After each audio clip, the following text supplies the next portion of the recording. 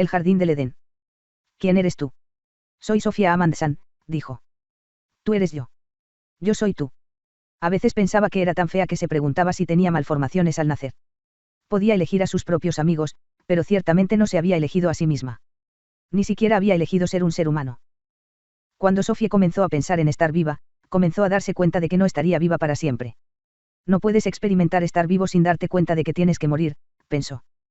Pero es igual de imposible darse cuenta de que tienes que morir sin pensar en lo increíblemente asombroso que es estar vivo.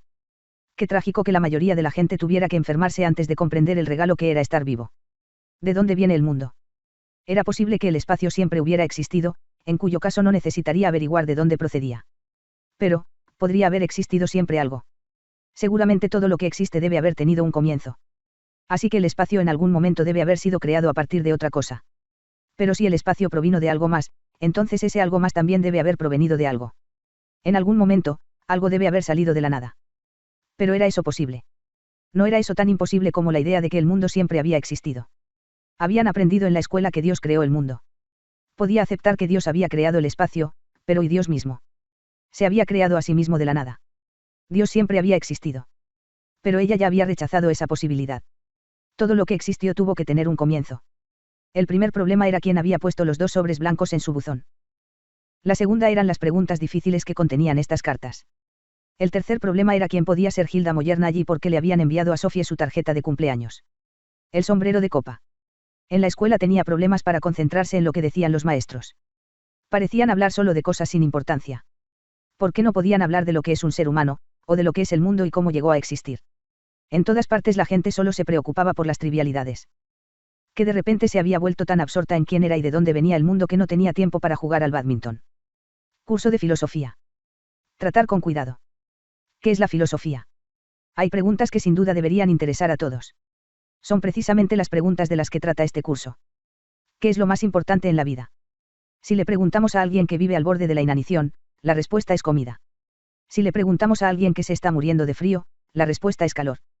Si le hacemos la misma pregunta a alguien que se siente solo y aislado, probablemente la respuesta sea la compañía de otras personas. Creen que el hombre no puede vivir solo de pan. Por supuesto, todo el mundo necesita comida. Y todo el mundo necesita amor y cuidado. Pero hay algo más, aparte de eso, que todos necesitan, y es averiguar quiénes somos y por qué estamos aquí. ¿Cómo se creó el mundo? ¿Hay alguna voluntad o significado detrás de lo que sucede? ¿Existe una vida después de la muerte? ¿Cómo podemos responder a estas preguntas? Y lo más importante, ¿cómo debemos vivir? Así que es más fácil hacer preguntas filosóficas que responderlas. No puedes averiguar si hay un Dios o si hay vida después de la muerte mirando en una enciclopedia. La enciclopedia tampoco nos dice cómo debemos vivir. Sin embargo, leer lo que otras personas han creído puede ayudarnos a formular nuestra propia visión de la vida. La policía a veces es capaz de resolver un crimen real. Pero es igualmente posible que nunca lleguen al fondo del asunto, aunque hay una solución en alguna parte. Un filósofo griego que vivió hace más de 2000 años creía que la filosofía tenía su origen en el sentido de asombro del hombre. El hombre pensó que era tan asombroso estar vivo que las preguntas filosóficas surgieron por sí solas. La única diferencia entre nosotros y el conejo blanco es que el conejo no se da cuenta de que está participando en un truco de magia. A diferencia de nosotros. Sentimos que somos parte de algo misterioso y nos gustaría saber cómo funciona todo. Una extraña criatura. Lo único que necesitamos para ser buenos filósofos es la facultad de la maravilla. Los bebés tienen esta facultad. Pero mucho antes de que el niño aprenda a hablar correctamente, y mucho antes de que aprenda a pensar filosóficamente, el mundo que tenemos se ha convertido en un hábito. Una pena, si me preguntas. Mi preocupación es que no crezcas para ser una de esas personas que dan el mundo por sentado. Si te descubres de esta manera habrás descubierto algo tan misterioso como el marciano que acabamos de mencionar. No solo habrás visto a un ser del espacio exterior. Sentirás en el fondo que tú mismo eres un ser extraordinario. Papá, vuela y flota bajo el techo mientras Thomas se sienta a mirar. Papá está volando. Sin duda, Thomas se sorprenderá, pero muy a menudo lo está. Papá hace tantas cosas raras que este asunto de un pequeño vuelo sobre la mesa del desayuno no le hace ninguna diferencia. Ahora es el turno de mamá. Deja caer el tarro de mermelada al suelo y grita de miedo. ¿Por qué crees que Thomas y su madre reaccionan de manera tan diferente? Todo tiene que ver con el hábito. Tenga en cuenta esto. Mamá ha aprendido que las personas no pueden volar. Thomas no lo ha hecho. Todavía no está seguro de lo que puedes y no puedes hacer en este mundo. Pero, ¿qué pasa con el mundo mismo, Sophie? ¿Crees que puede hacer lo que hace? El mundo también está flotando en el espacio. Lamentablemente, no es solo la fuerza de la gravedad a la que nos acostumbramos a medida que crecemos. El mundo mismo se convierte en un hábito en muy poco tiempo. Parece como si en el proceso de crecer perdiéramos la capacidad de preguntarnos sobre el mundo. Y al hacerlo, perdemos algo central, algo que los filósofos intentan restaurar. Un filósofo nunca se acostumbra del todo al mundo. Para él o ella, el mundo sigue pareciendo un poco irrazonable, desconcertante, incluso enigmático. Si simplemente niegas con la cabeza, sin reconocerte ni como un niño ni como un filósofo, entonces te has acostumbrado tanto al mundo que ya no te sorprende.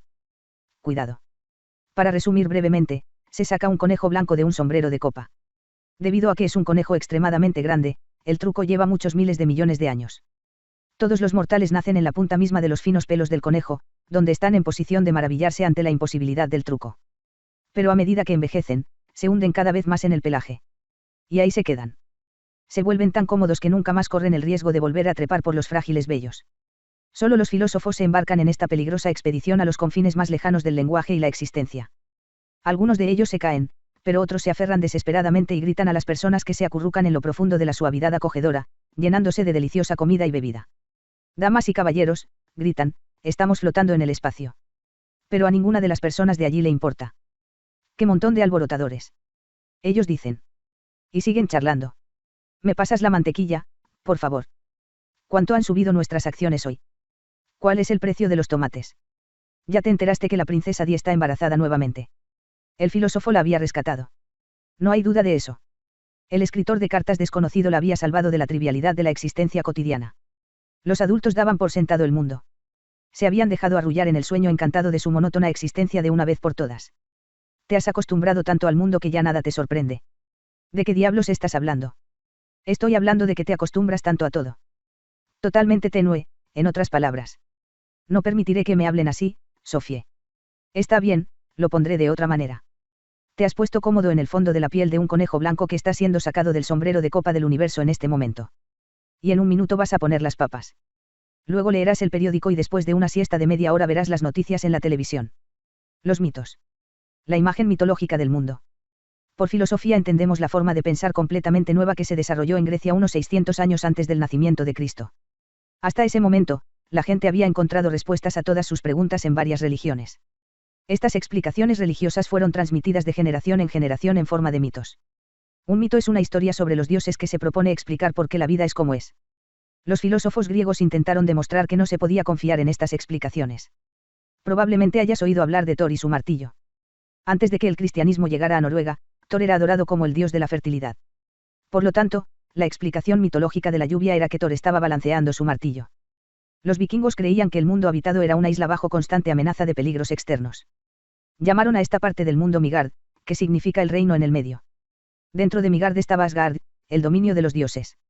Fuera de Midgard estaba el reino de Utgard, el dominio de los gigantes traicioneros, que recurrieron a todo tipo de trucos astutos para intentar destruir el mundo.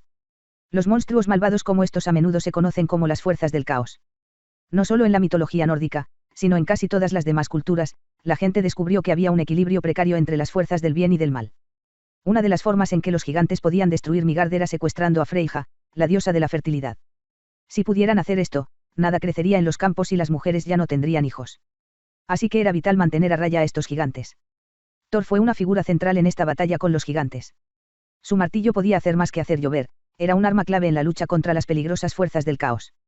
Y nunca tuvo que preocuparse por perderlo porque siempre regresaba a él, como un boomerang. Esta fue la explicación mitológica de cómo se mantenía el equilibrio de la naturaleza y por qué había una lucha constante entre el bien y el mal. Los mortales no podían quedarse de brazos cruzados y esperar a que los dioses intervinieran mientras se avecinaban catástrofes como sequías o plagas. Tenían que actuar por sí mismos en la lucha contra el mal. Esto lo hicieron mediante la realización de diversas ceremonias o ritos religiosos. Hacer una ofrenda a un dios tenía el efecto de aumentar el poder de ese dios. Podían hacer esto sacrificando un animal al dios. La ofrenda a Thor solía ser una cabra. Las ofrendas a Odín a veces tomaban la forma de sacrificios humanos. La balada de THRYAM. Cuenta cómo Thor, al levantarse del sueño, descubre que su martillo no está. Esto lo enoja tanto que le tiemblan las manos y le tiembla la barba. Acompañado por su secuaz Loki, acude a Freyja para preguntarle si Loki puede tomar prestadas sus alas para poder volar a Jotunheim, la tierra de los gigantes, y averiguar si son ellos los que le han robado el martillo a Thor.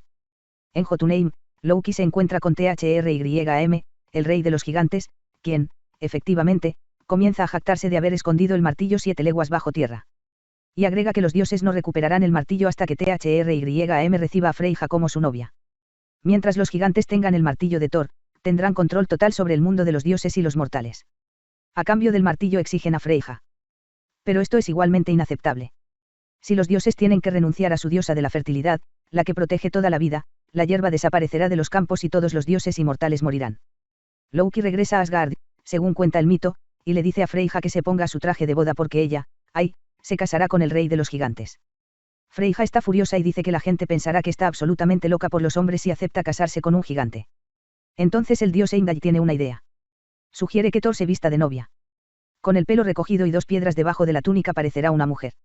Entonces Thor se permite vestirse con un traje de novia, con Loki como su dama de honor.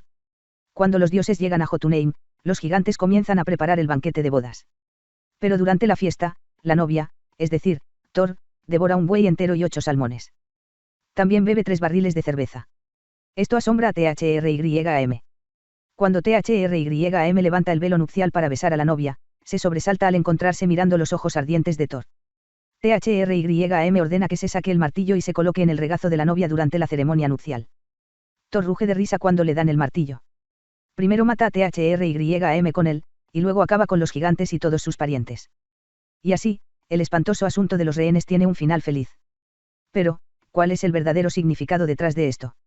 Cuando ocurría una sequía, la gente buscaba una explicación de por qué no llovía. ¿Será que los gigantes le habían robado el martillo a Thor? Quizás el mito fue un intento de explicar el cambio de estaciones del año. En el invierno la naturaleza muere porque el martillo de Thor está en Jotunheim. Pero en la primavera logra recuperarlo. Entonces, el mito trató de darle a la gente una explicación de algo que no podían entender. Pero un mito no era solo una explicación. La gente también llevó a cabo ceremonias religiosas relacionadas con los mitos. Nociones mitológicas de este tipo florecieron en todo el mundo hasta que los filósofos comenzaron a manipularlas. En Grecia los dioses se llamaban Zeus y Apolo, Hera y Atenea, Dionisos y Asclepios, Heracles y Hefesto. Alrededor del año 700 AC, gran parte de la mitología griega fue escrita por Homero y Hesíodo. Esto creó una situación completamente nueva. Ahora que los mitos existían en forma escrita, era posible discutirlos. Los primeros filósofos griegos criticaron la mitología de Homero porque los dioses se parecían demasiado a los mortales y eran igual de egoístas y traicioneros. Creen que los dioses nacieron y tienen cuerpos, ropas y lenguaje tal como los tenemos nosotros. Los etíopes creen que los dioses son negros y de nariz chata, los tracios los imaginan con ojos azules y cabello rubio. Si los bueyes, los caballos y los leones pudieran dibujar, representarían dioses que lucieran como bueyes, caballos y leones. Durante ese periodo, los griegos fundaron muchas ciudades-estado, tanto en la propia Grecia como en las colonias griegas del sur de Italia y Asia Menor, donde todo el trabajo manual lo realizaban esclavos, dejando a los ciudadanos libres para dedicar todo su tiempo a la política y la cultura. Cualquier ciudadano puede cuestionar la forma en que debe organizarse la sociedad. De este modo, los individuos también podían formular preguntas filosóficas sin recurrir a los mitos antiguos. El objetivo de los primeros filósofos griegos era encontrar explicaciones naturales, en lugar de sobrenaturales, para los procesos naturales. Sofie comenzó a inventar una historia. El invierno mantuvo la tierra en sus garras heladas porque el malvado Muriat había encarcelado a la bella princesa Siquita en una prisión fría. Pero una mañana el valiente príncipe Bravato vino y la rescató. Siquita estaba tan feliz que comenzó a bailar sobre los prados, cantando una canción que había compuesto dentro de la húmeda prisión. La tierra y los árboles se conmovieron tanto que toda la nieve se convirtió en lágrimas. Pero luego salió el sol y secó todas las lágrimas.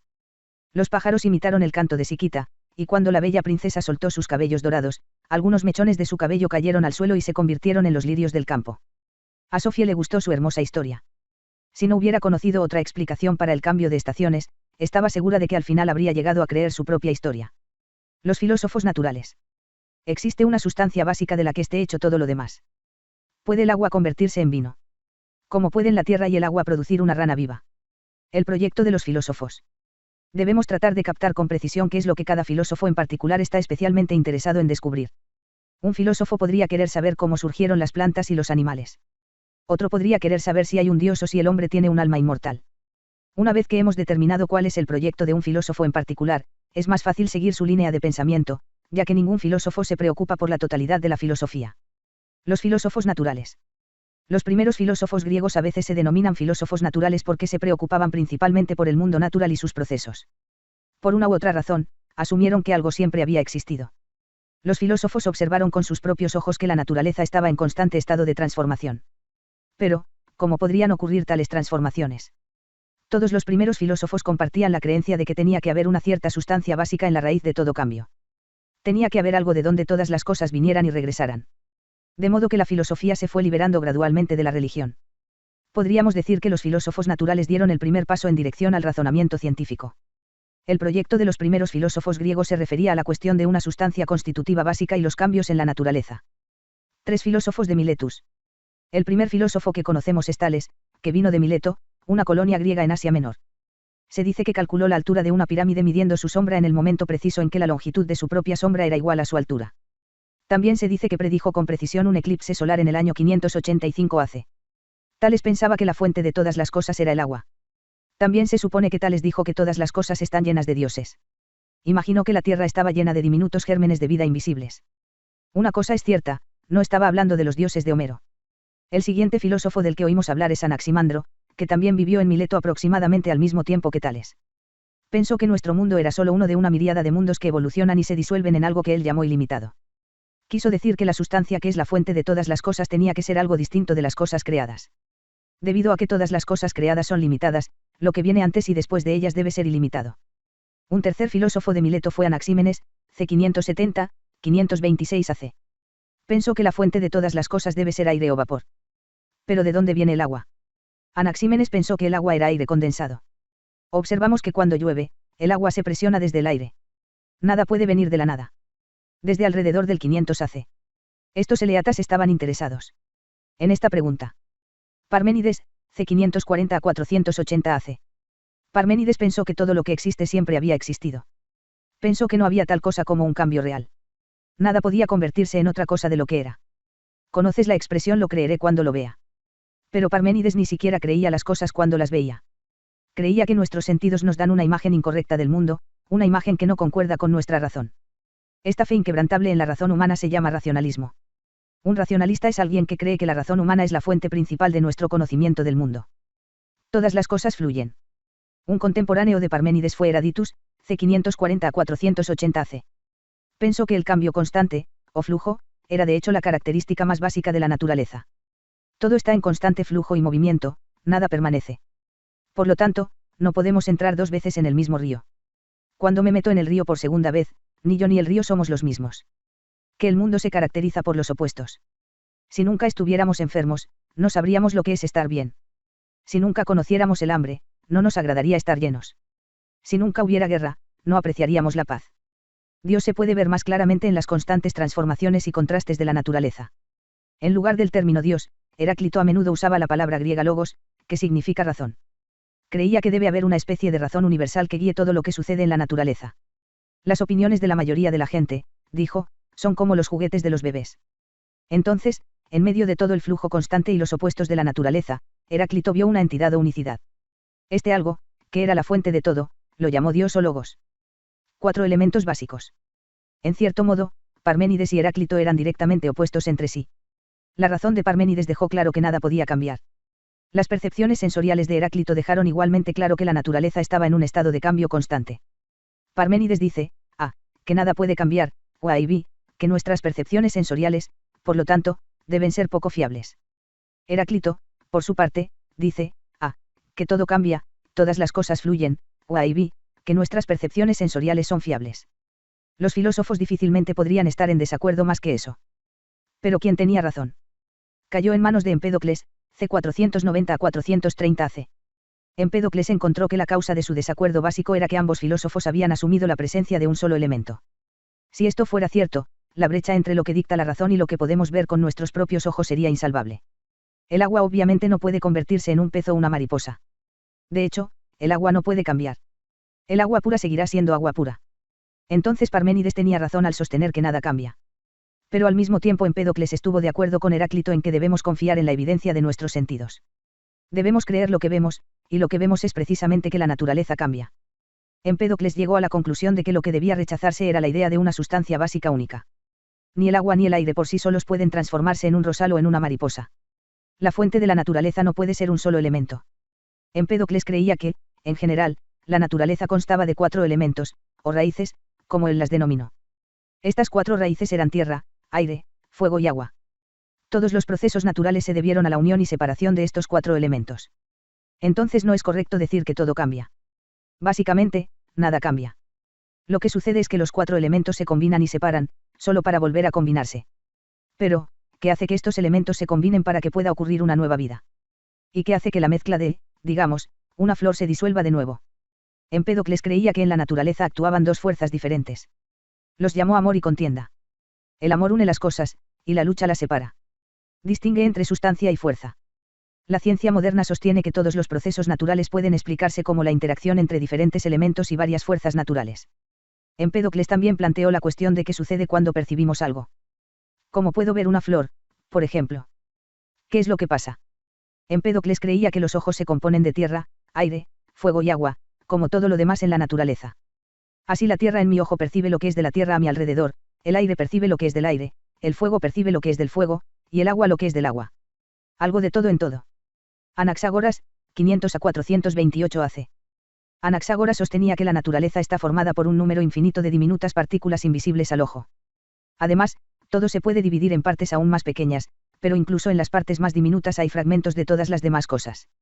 Si la piel y el hueso no son una transformación de otra cosa, también debe haber piel y hueso, pensó, en la leche que bebemos y en la comida que comemos.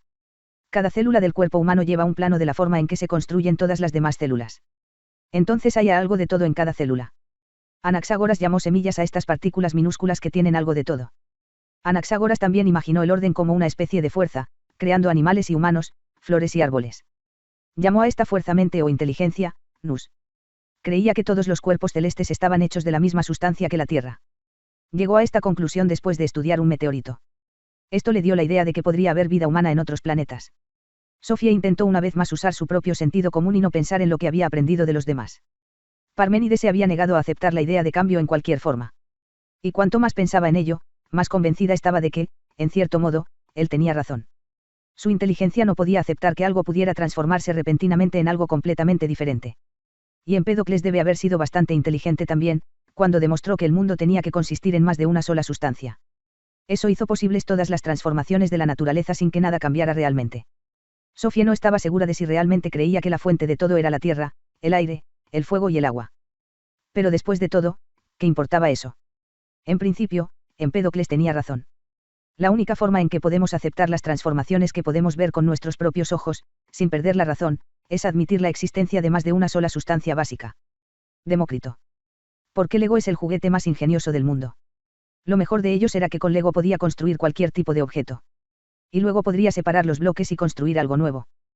¿Qué más se le puede pedir a un juguete? ¿Por qué la gente dejaba de jugar cuando crecía? La teoría del átomo.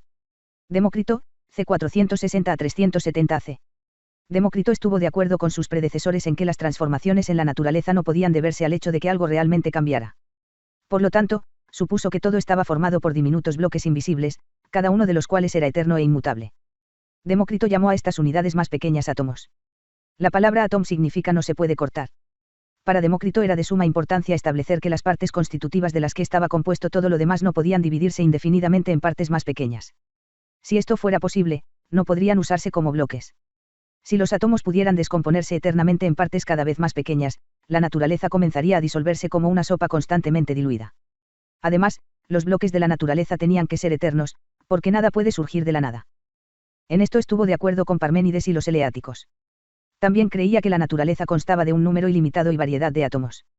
¿Por qué eran tan diferentes que podían unirse en todo tipo de cuerpos diferentes? Pero por infinitos que pudieran ser en número y forma, todos eran eternos, inmutables e indivisibles. Cuando un cuerpo, un árbol o un animal, por ejemplo, moría y se desintegraba, los átomos se dispersaban y podían utilizarse de nuevo en nuevos cuerpos. Los átomos se movían en el espacio, pero debido a que tenían ganchos y púas, podían unirse para formar todas las cosas que vemos a nuestro alrededor. Así que ahora ves lo que quise decir sobre los bloques de Lego. Son ante todo indivisibles. Entonces tienen diferentes formas y tamaños. Son sólidos e impermeables. También tienen ganchos y púas para que puedan conectarse para formar cualquier figura imaginable. Estas conexiones se pueden volver a romper más tarde para que se puedan construir nuevas figuras a partir de los mismos bloques. Los bloques de Lego son eternos. Los niños de hoy pueden jugar con los mismos bloques con los que jugaban sus padres cuando eran pequeños. La naturaleza realmente está formada por diferentes átomos que se unen y se separan nuevamente. Un átomo de hidrógeno en una celda al final de mi nariz fue una vez parte de la trompa de un elefante. Un átomo de carbono en mi músculo cardíaco estuvo una vez en la cola de un dinosaurio. Sin embargo, en nuestro propio tiempo, los científicos han descubierto que los átomos se pueden dividir en partículas elementales más pequeñas. Llamamos a estas partículas elementales protones, neutrones y electrones. Pero los físicos están de acuerdo en que en algún lugar a lo largo de la línea tiene que haber un límite. Tiene que haber una parte mínima de la que consiste la naturaleza. Demócrito no creía en ninguna fuerza o alma que pudiera intervenir en los procesos naturales. Él creía que las únicas cosas que existían eran los átomos y el vacío. Como no creía en nada más que cosas materiales, lo llamamos materialista. Según Demócrito, no existe un diseño consciente en el movimiento de los átomos. En la naturaleza, todo sucede bastante mecánicamente. Esto no quiere decir que todo suceda al azar, pues todo obedece a las inevitables leyes de la necesidad. Todo lo que sucede tiene una causa natural, una causa que es inherente a la cosa misma. La teoría del átomo también explica nuestra percepción sensorial, pensó Demócrito. Cuando percibimos algo, se debe al movimiento de los átomos en el espacio. Demócrito creía que el alma estaba compuesta de átomos de alma especiales, redondos y suaves. Cuando un ser humano moría, los átomos del alma volaban en todas direcciones y podían convertirse en parte de una nueva formación del alma. Esto significaba que los seres humanos no tenían un alma inmortal, otra creencia que muchas personas comparten en la actualidad. Creen, como Demócrito, que el alma está conectada con el cerebro y que no podemos tener ninguna forma de conciencia una vez que el cerebro se desintegra. La teoría del átomo de Demócrito marcó el final de la filosofía natural griega por el momento. Estuvo de acuerdo con Heráclito en que todo en la naturaleza fluía, ya que las tormentas van y vienen. Pero detrás de todo lo que fluía había algunas cosas eternas e inmutables que no fluían. Demócrito los llamó átomos. Había descubierto la verdadera solución al problema de la sustancia básica y la transformación. Al mismo tiempo, Demócrito había planteado algunas cuestiones nuevas. Él había dicho que todo sucedía mecánicamente. No aceptó que hubiera ninguna fuerza espiritual en la vida, a diferencia de Empédocles y Anaxágoras. Demócrito también creía que el hombre no tenía un alma inmortal. Destino. ¿Crees en el destino? Es la enfermedad del castigo de los dioses. ¿Qué fuerzas gobiernan el curso de la historia? La idea del libre albedrío hizo que Sofía pensara en otra cosa. ¿Por qué no podía escribirle una carta, por lo que ella escribió? Su madre estaba claramente preocupada. Había empezado a hablarle a Sofía en un tono diferente desde el asunto del conejo blanco y el sombrero de copa. Destino. Buenos días, una vez más, déjame dejar bien claro que nunca debes intentar controlarme. Un día nos encontraremos, pero seré yo quien decida cuándo y dónde. Hemos visto cómo intentaron encontrar explicaciones naturales para las transformaciones en la naturaleza. Anteriormente estas cosas se habían explicado a través de mitos. Las viejas supersticiones también debían eliminarse en otras áreas. En ambas áreas, los griegos eran grandes creyentes en el fatalismo. El fatalismo es la creencia de que todo lo que sucede está predestinado. Aquí en los países nórdicos encontramos una fuerte creencia en Lagnadan, o destino, en las antiguas sagas islandesas de la Edda. También encontramos la creencia, tanto en la antigua Grecia como en otras partes del mundo, de que las personas podían conocer su destino a través de algún tipo de oráculo. El oráculo de Delfos. Los antiguos griegos creían que podían consultar al famoso oráculo de Delfos sobre su destino. Apolo, el dios del oráculo, hablaba a través de su sacerdotisa Pitia, quien estaba sentada en un taburete sobre una fisura en la tierra, de la cual salían vapores hipnóticos que ponían a Pitia en trance. Esto le permitió ser la portavoz de Apolo. Cuando la gente llegaba a Delfos, tenían que presentar su pregunta a los sacerdotes del oráculo, quienes se la pasaban a Pitia. Su respuesta sería tan oscura o ambigua que los sacerdotes tendrían que interpretarla. Sobre la entrada del templo de Delfos había una famosa inscripción: «Conócete a ti mismo». Recordó a los visitantes que el hombre nunca debe creerse más que mortal, y que ningún hombre puede escapar de su destino. Los griegos tenían muchas historias de personas cuyo destino los alcanza. Con el paso del tiempo, se escribieron varias obras de teatro, tragedias, sobre estas personas trágicas. La más famosa es la tragedia del rey Edipo. Historia y medicina. Pero el destino no se limitaba a regir la vida de los individuos. Los griegos creían que incluso la historia mundial estaba gobernada por el destino y que la suerte de la guerra podía ser influenciada por la intervención de los dioses. Los griegos también creían que la enfermedad podía atribuirse a la intervención divina. Por otro lado, los dioses podían curar a las personas si hacían los sacrificios apropiados. La palabra influenza en realidad significa una influencia maligna de las estrellas. Se dice que el fundador de la medicina griega fue Hipócrates, 460 AC. Las salvaguardas más esenciales contra la enfermedad, según la tradición médica hipocrática, eran la moderación y un estilo de vida saludable. La salud es la condición natural. Cuando ocurre la enfermedad, es una señal de que la naturaleza se ha desviado debido a un desequilibrio físico o mental. El camino hacia la salud para todos es a través de la moderación, la armonía y una mente sana en un cuerpo sano. Ética médica: un médico no puede recetar narcóticos a personas sanas. Un médico también debe mantener el secreto profesional, lo que significa que no se le permite revelar nada de lo que un paciente le ha dicho sobre su enfermedad. Estas ideas se remontan a Hipócrates. Exigió a sus alumnos que hicieran un juramento. Sofía se metió debajo de la cama y sacó un pañuelo de seda rojo. Vio Hilde escrita con tinta a lo largo de la costura. Sócrates. Querida Sofía, leí tu carta con gran interés, y no sin cierto pesar. Desafortunadamente, debo decepcionarte con respecto a la invitación. Nos encontraremos algún día, pero probablemente pasará bastante tiempo antes de que pueda ir en persona a Captain's Bend. ppd. Si encuentra un pañuelo de seda rojo en cualquier lugar, cuídelo. A veces la propiedad personal se mezcla. Tuyo, Alberto Knox. Existe tal cosa como la modestia natural. Más sabia es la que sabe que no sabe. La verdadera percepción proviene del interior.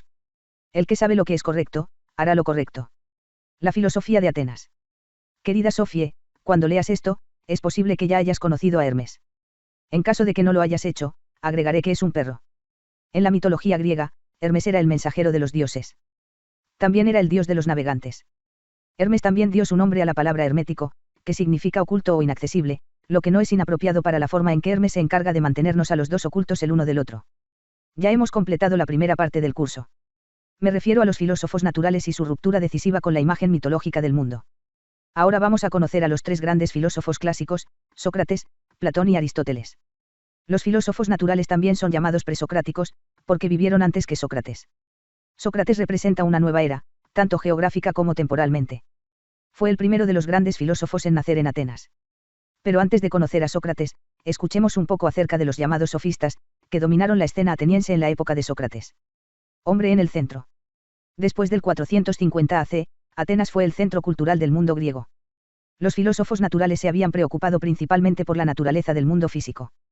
En Atenas, el interés se centró ahora en el individuo y el lugar del individuo en la sociedad. Gradualmente se desarrolló una democracia, con asambleas populares y tribunales de justicia. Para que la democracia funcione, la gente debe estar lo suficientemente educada para participar en el proceso democrático. Un grupo de maestros y filósofos itinerantes de las colonias griegas acudieron en masa a Atenas. Se llamaban a sí mismos sofistas. La palabra sofista significa una persona sabia e informada. En Atenas, los sofistas se ganaban la vida enseñando a los ciudadanos por dinero. Eran críticos con la mitología tradicional. Pero al mismo tiempo, los sofistas rechazaron lo que consideraban una especulación filosófica infructuosa. Su opinión era que aunque puedan existir respuestas a las preguntas filosóficas, el hombre no puede conocer la verdad sobre los enigmas de la naturaleza y del universo. En filosofía, una visión como esta se llama escepticismo. El hombre es la medida de todas las cosas, dijo el sofista Protágoras, c. 485 a 410 AC. Con eso quiso decir que la cuestión de si una cosa es correcta o incorrecta, buena o mala, siempre debe considerarse en relación con las necesidades de una persona. Cuando se le preguntó si creía en los dioses griegos, respondió, la cuestión es compleja y la vida es corta. Una persona que es incapaz de decir categóricamente si los dioses o Dios existen o no se llama agnóstico. Los sofistas plantean la cuestión de qué era natural y qué era socialmente inducido. Al hacer esto, allanaron el camino para la crítica social en la ciudad-estado de Atenas. Para alguien que ha viajado por el mundo, la respuesta debería ser simple: no es natural, o innato, tener miedo de mostrarse desnudo. La modestia, o la falta de ella, es ante todo una cuestión de convención social. Sócrates, por otro lado, trató de mostrar que algunas de esas normas son de hecho absolutas y universalmente válidas. ¿Quién fue Sócrates? Sócrates, 470 a 399 AC, es posiblemente la figura más enigmática de toda la historia de la filosofía. Nunca escribió una sola línea. Sin embargo, es uno de los filósofos que ha tenido la mayor influencia en el pensamiento europeo, sobre todo por la forma dramática de su muerte. Sabemos con certeza que era extremadamente feo. Era barrigón, tenía los ojos saltones y la nariz chata. Pero por dentro se decía que era perfectamente encantador. Sin embargo, fue condenado a muerte por sus actividades filosóficas. La vida de Sócrates la conocemos principalmente a través de los escritos de Platón, quien fue uno de sus alumnos y quien se convirtió en uno de los más grandes filósofos de todos los tiempos. Platón escribió una serie de diálogos, o discusiones dramatizadas sobre filosofía, en las que utiliza a Sócrates como su principal personaje y portavoz. Exactamente el mismo problema se aplica a muchas otras personas históricas que no dejaron relatos escritos. El ejemplo clásico, por supuesto, es Jesús. No podemos estar seguros de que el Jesús histórico realmente pronunció las palabras que Mateo o Lucas le atribuyeron. Del mismo modo, lo que realmente dijo el Sócrates histórico siempre estará envuelto en misterio. El arte del discurso. La naturaleza esencial del arte de Sócrates residía en el hecho de que no parecía querer instruir a la gente. Por el contrario, dio la impresión de que deseaba aprender de aquellos con los que hablaba. Entonces, en lugar de dar una conferencia como un maestro de escuela tradicional, discutió. En el curso de la discusión, generalmente lograba que sus oponentes reconocieran la debilidad de sus argumentos y, arrinconados, finalmente se veían obligados a darse cuenta de lo que estaba bien y lo que estaba mal. Sócrates, cuya madre era partera, solía decir que su arte era como el arte de la partera. Ella misma no da a luz al niño, pero está allí para ayudar durante el parto. De manera similar, Sócrates vio su tarea como ayudar a las personas a dar a luz la percepción correcta, ya que la comprensión real debe provenir de adentro. No puede ser impartida por otra persona. Y solo la comprensión que proviene del interior puede conducir a la verdadera intuición. La capacidad de dar a luz es una característica natural. De la misma manera, todos pueden captar las verdades filosóficas si solo usan su razón innata. Usar tu razón innata significa buscar dentro de ti mismo y usar lo que está ahí. Al hacerse el ignorante, Sócrates obligó a las personas que conocía a usar el sentido común. Sócrates podía fingir ignorancia, o pretender ser más tonto de lo que era. A esto lo llamamos ironía socrática. Una voz divina. Siempre decía que tenía una voz divina dentro de él. En el año 399 AC fue acusado de introducir nuevos dioses y corromper a la juventud, así como de no creer en los dioses aceptados. Con una escasa mayoría, un jurado de 500 lo encontró culpable. Muy probablemente podría haber apelado a la clemencia. Al menos podría haber salvado su vida aceptando abandonar Atenas. Pero si hubiera hecho esto, no habría sido Sócrates. Valoraba su conciencia, y la verdad, más que la vida. Aseguró al jurado que solo había actuado en el mejor interés del Estado. Sin embargo, fue condenado a beber cicuta. Poco después, bebió el veneno en presencia de sus amigos y murió. Ya he mencionado a Jesús, y de hecho hay varios paralelos sorprendentes entre ellos. Tanto Jesús como Sócrates eran personalidades enigmáticas, también para sus contemporáneos. Ninguno de ellos escribió sus enseñanzas, por lo que nos vemos obligados a confiar en la imagen que tenemos de ellos de sus discípulos.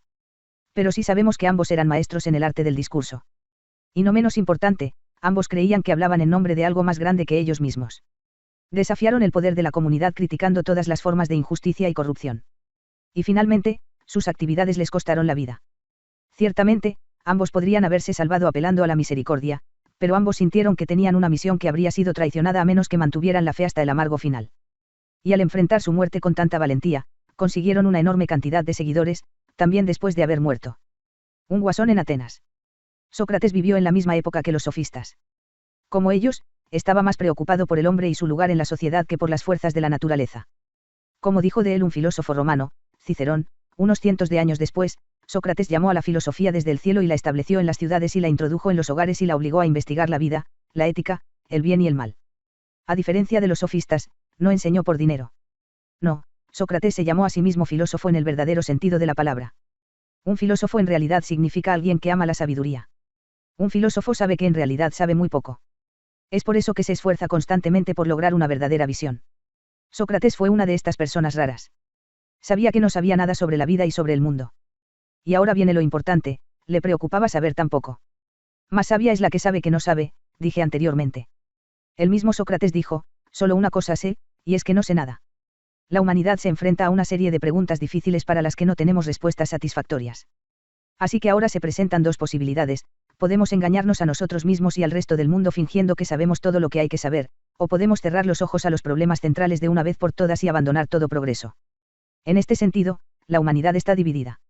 La gente, en términos generales, está completamente segura o totalmente indiferente. Ambos tipos están arrastrándose en el fondo del pelaje del conejo. Sócrates era este bromista en Atenas. No estaba seguro ni indiferente. Todo lo que sabía era que no sabía nada, y eso lo preocupaba. Así que se convirtió en un filósofo, alguien que no se da por vencido sino que persigue incansablemente su búsqueda de la verdad. Sócrates sintió que era necesario establecer una base sólida para nuestro conocimiento. Creía que este fundamento estaba en la razón del hombre. Con su fe inquebrantable en la razón humana, era decididamente un racionalista. La información correcta conduce a la acción correcta. Como mencioné anteriormente, Sócrates afirmó que lo guiaba una voz interior divina, y que esta conciencia le decía lo que era correcto. El que sabe lo que es bueno, hará el bien, dijo. Con esto quiso decir que la percepción correcta conduce a la acción correcta. Y solo el que hace el bien puede ser un hombre virtuoso. Cuando hacemos algo malo es porque no sabemos nada mejor. Por eso es tan importante seguir aprendiendo. A diferencia de los sofistas, creía que la capacidad de distinguir entre el bien y el mal radica en la razón de las personas y no en la sociedad. Sócrates pensó que nadie podría ser feliz si actuaba en contra de su buen juicio. Y el que sabe cómo alcanzar la felicidad, así lo hará. Por lo tanto, el que sabe lo que es correcto, hará lo correcto. ¿Por qué? ¿Por qué alguien elegiría ser infeliz? Puedes vivir una vida feliz si continuamente haces cosas que en el fondo sabes que están mal. Hay mucha gente que miente y engaña y habla mal de los demás. Son conscientes de que estas cosas no son correctas, o justas, si lo prefiere. ¿Crees que estas personas son felices? Sócrates no lo hizo. No aprendemos nada allí. La diferencia entre los maestros de escuela y los filósofos es que los maestros de escuela creen que saben muchas cosas que intentan forzarnos a tragar. Los filósofos tratan de resolver las cosas junto con los alumnos. Atenas. Allí encontró un paquete grueso junto a la gran lata de galletas. Era un videocasete. Corrió de regreso a la casa. Una cinta de vídeo. ¿Cómo diablos supo el filósofo que tenían una videograbadora? Bienvenida a Atenas, Sofie. Como habrás adivinado, soy Alberto Knox. Estamos parados en la Acrópolis. La palabra significa ciudadela, o más precisamente, la ciudad en la colina. Durante la primera mitad del siglo V AC, se libró una amarga guerra contra los persas, y en el año 480 el rey persa Jerjes saqueó Atenas y quemó todos los viejos edificios de madera de la Acrópolis. Un año después, los persas fueron derrotados y ese fue el comienzo de la Edad de Oro de Atenas. La Acrópolis fue reconstruida, más orgullosa y magnífica que nunca, y ahora puramente como un santuario sagrado. Detrás de mí puedes ver el templo más grande, el Partenón, que significa el lugar de la Virgen. Fue construido en honor a Atenea, la diosa patrona de Atenas. Allí se puede ver el antiguo teatro de Anaísas, continuó el hombre de la boina. Es probablemente el teatro más antiguo de Europa. Aquí es donde se realizaron las grandes tragedias de Esquilo, Sófocles y Eurípides durante la época de Sócrates. Me referí antes al malogrado rey Edipo. El escritor de comedias más conocido fue Aristófanes, quien también escribió una comedia rencorosa sobre Sócrates como El bufón de Atenas. Justo al fondo se puede ver el muro de piedra que los actores utilizaron como telón de fondo. Se llamaba skin, y es el origen de nuestra palabra escena. Por cierto, la palabra teatro proviene de una antigua palabra griega que significa ver. La colina en la que estamos parados se llama Areópagos. Fue aquí donde el Tribunal Superior de Justicia ateniense dictó sentencia en los juicios por asesinato. Muchos cientos de años después, el apóstol San Pablo estuvo aquí y predicó acerca de Jesús y el cristianismo a los atenienses. ¿Por qué Sócrates sostenía que un esclavo tenía el mismo sentido común que un hombre de rango? No dijo más, pero permaneció de pie allí durante mucho tiempo, mirando a la cámara. Mientras estaba allí, varios edificios altos se habían levantado de las ruinas. Como por arte de magia, todos los edificios antiguos volvieron a estar en pie. Estamos en el año 402 AC, solo 3 años antes de la muerte de Sócrates. ¿Ves a esos dos hombres que están debajo de la columnata? Ese es Sócrates y su joven alumno, Platón. Vas a conocerlos personalmente. Bienvenida a Atenas, Sofía. Mi nombre es Platón y te voy a dar 4 tareas. Primero debes pensar cómo un panadero puede hornear 50 galletas absolutamente idénticas. Entonces puedes preguntarte por qué todos los caballos son iguales. A continuación, debes decidir si crees que el hombre tiene un alma inmortal. Y finalmente debes decir si los hombres y las mujeres son igualmente sensatos. Buena suerte. Luego se hundió en la cama, exhausta, y se quedó dormida. Platón. Academia de Platón. Platón, 428 a 347 AC, tenía 29 años cuando Sócrates bebió la cicuta. Para Platón, la muerte de Sócrates fue un ejemplo sorprendente del conflicto que puede existir entre la sociedad tal como es y la sociedad verdadera o ideal. El primer acto de Platón como filósofo fue publicar la Apología de Sócrates, un relato de su súplica ante el gran jurado. Platón escribió una colección de epístolas y unos 25 diálogos filosóficos. El hecho de que hoy tengamos estas obras se debe sobre todo al hecho de que Platón estableció su propia escuela que lleva el nombre del legendario héroe griego Academo. Por lo tanto, la escuela se conocía como la Academia. Las materias que se enseñaban en la Academia de Platón eran filosofía, matemáticas y gimnasia. El discurso vivo se consideraba más importante en la Academia de Platón. Así que no fue pura casualidad que los escritos de Platón tomaran la forma de diálogos. Lo eternamente verdadero, eternamente bello y eternamente bueno. A Platón le preocupaba la relación entre lo eterno e inmutable, por un lado, y lo que fluye, por el otro. Estaban interesados en el problema relacionado con la moral humana y los ideales o virtudes de la sociedad. Muy brevemente, los sofistas pensaban que las percepciones de lo que estaba bien o mal variaban de una ciudad-estado a otra y de una generación a la siguiente. Así que el bien y el mal era algo que fluía. Esto era totalmente inaceptable para Sócrates.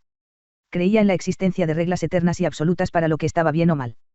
Usando nuestro sentido común todos podemos llegar a estas normas inmutables, ya que la razón humana es de hecho eterna e inmutable. Trató de captar una realidad que era eterna e inmutable.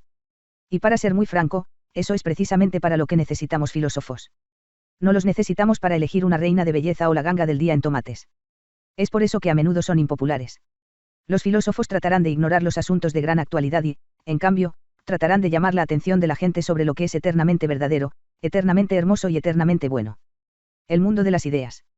Tanto Empédocles como Demócrito habían llamado la atención sobre el hecho de que, aunque en el mundo natural todo fluye, debe haber algo que nunca cambie, las 4 raíces o los átomos. Platón estuvo de acuerdo con la proposición como tal, pero de un modo muy diferente. Platón creía que todo lo tangible en la naturaleza fluye. Así que no hay sustancias que no se disuelvan. Absolutamente todo lo que pertenece al mundo material está hecho de un material que el tiempo puede erosionar, pero todo está hecho según un molde o forma atemporal que es eterna e inmutable. ¿Por qué los caballos son iguales? Un caballo en particular fluye, naturalmente. Puede ser viejo y cojo, y con el tiempo morirá. Pero la forma del caballo es eterna e inmutable. Lo que es eterno e inmutable, para Platón, por lo tanto, no es una sustancia básica física, como lo fue para Empédocles y Demócrito.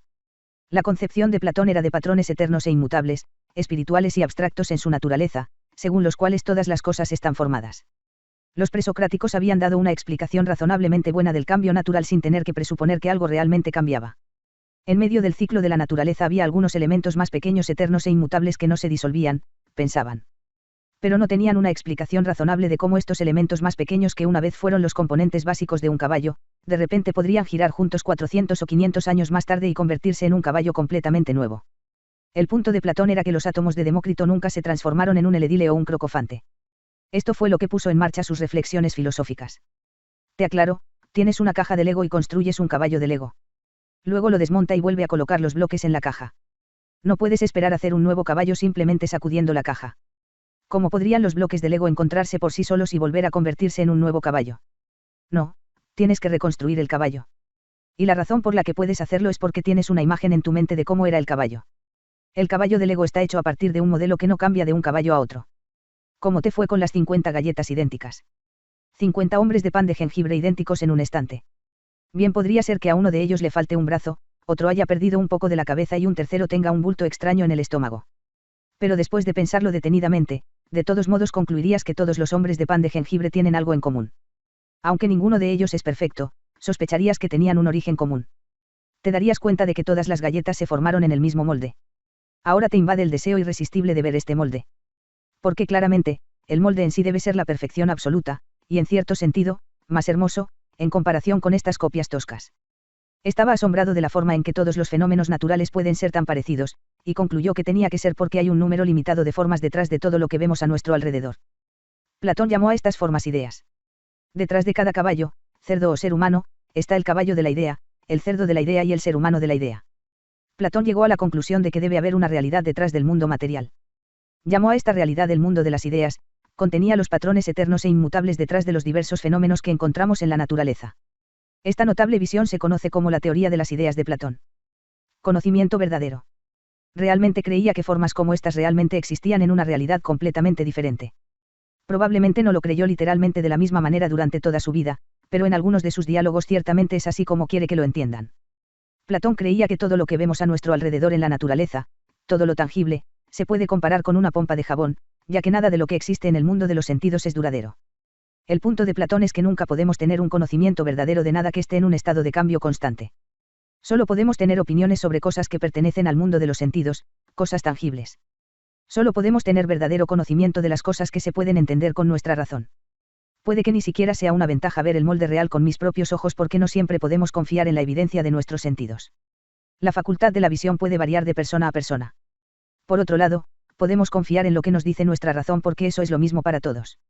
Si estás sentado en un aula con otros 30 alumnos y el profesor pregunta a la clase qué color del arco iris es el más bonito, probablemente obtendrá muchas respuestas diferentes. Pero si pregunta cuánto es 8 por 3, esperamos que toda la clase dé la misma respuesta. Porque ahora la razón habla y la razón es, en cierto modo, lo contrario de pensar así o sentir. Podríamos decir que la razón es eterna y universal precisamente porque solo expresa estados eternos y universales. Platón encontró las matemáticas muy absorbentes porque los estados matemáticos nunca cambian. Por lo tanto, son estados de los que podemos tener verdadero conocimiento. En resumen, solo podemos tener concepciones inexactas de las cosas que percibimos con nuestros sentidos. Pero podemos tener verdadero conocimiento de las cosas que entendemos con nuestra razón. La suma de los ángulos de un triángulo seguirá siendo 180 grados hasta el final de los tiempos. Un alma inmortal. Platón creía que la realidad se divide en dos regiones. Una región es el mundo de los sentidos, sobre el cual solo podemos tener un conocimiento aproximado o incompleto usando nuestros 5, aproximados o incompletos, sentidos. En este mundo sensorial, todo fluye y nada es permanente. Nada en el mundo sensorial es, solo hay cosas que llegan a ser y pasan. La otra región es el mundo de las ideas, sobre el cual podemos tener verdadero conocimiento usando nuestra razón. Este mundo de ideas no puede ser percibido por los sentidos, pero las ideas, o formas, son eternas e inmutables. Según Platón, el hombre es una criatura dual. Tenemos un cuerpo que fluye, está inseparablemente ligado al mundo de los sentidos y está sujeto al mismo destino que todo lo demás en este mundo, una pompa de jabón, por ejemplo. Todos nuestros sentidos están basados en el cuerpo y, en consecuencia, no son fiables.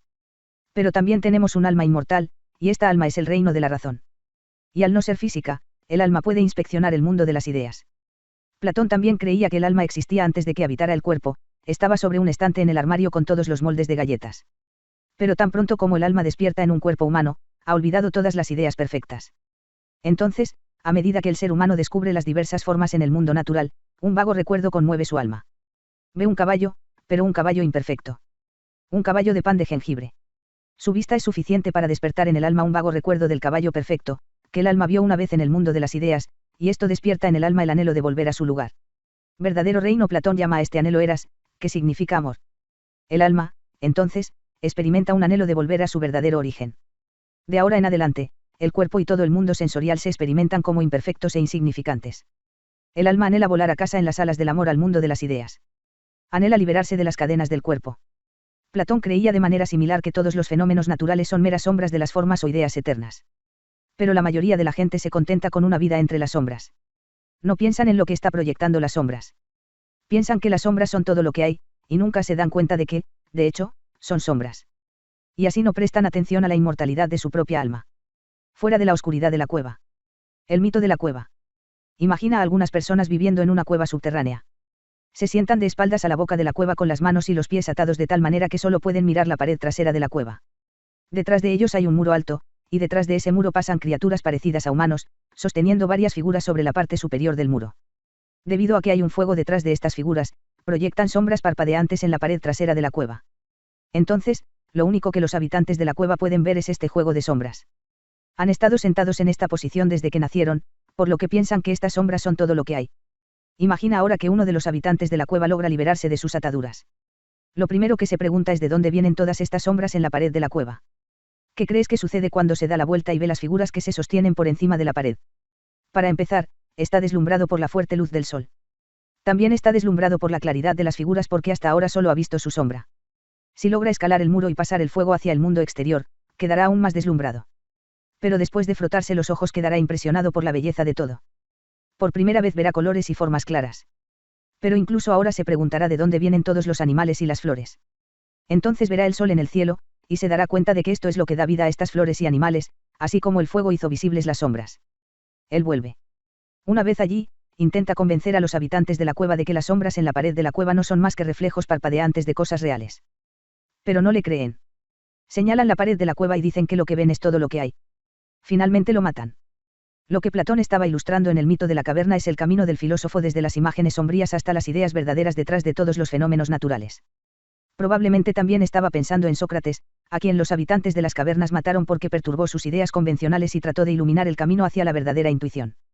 No es que quisiera decir que el mundo natural es oscuro y lúgubre, sino que es oscuro y lúgubre en comparación con la claridad de las ideas. El estado filosófico. El mito de la caverna se encuentra en el diálogo de Platón, La República.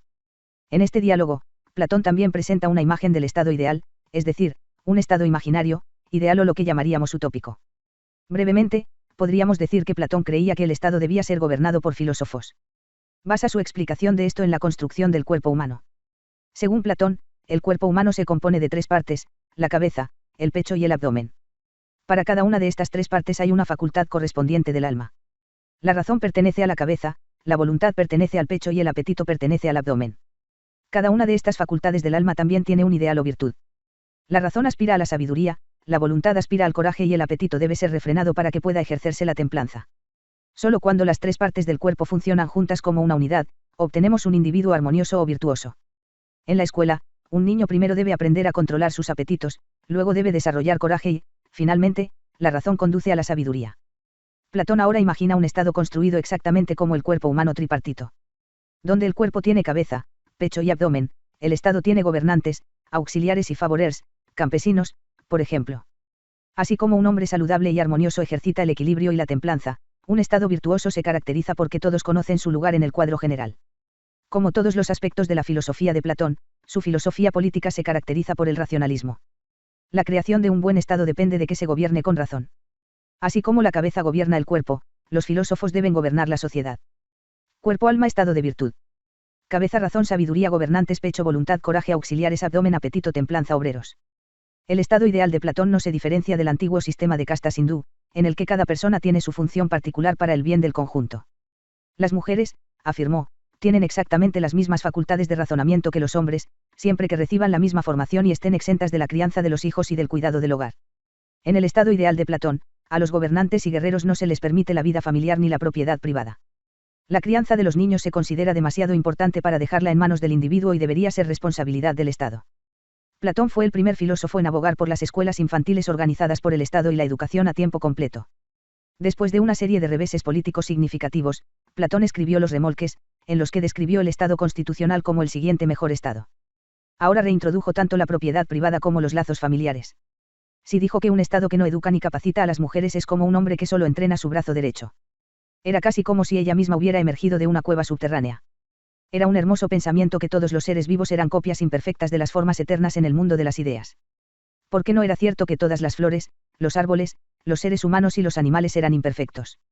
Sería cierto que había vivido antes. Había existido su alma antes de tener un cuerpo para moverse. La cabaña del mayor.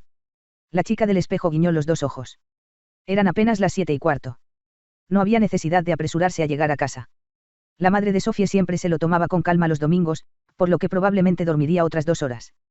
Debería adentrarse un poco más en el bosque y tratar de encontrar a Alberto Knox. ¿Y por qué el perro le había gruñido con tanta saña? Sofía se levantó y comenzó a caminar por el camino que había tomado Hermes. Sofía miró a su alrededor. Hiciera lo que hiciese, sería imposible rodear el lago hasta la cabaña roja sin empaparse los zapatos. Se acercó resueltamente al bote y lo empujó al agua. Luego subió a bordo, colocó los remos en los remos y cruzó el lago remando. Sofía se acercó a la puerta y llamó. Esperó un rato pero nadie respondió. Probó el picaporte con cautela y la puerta se abrió. De vuelta en la sala de estar, Sofía se paró frente al espejo.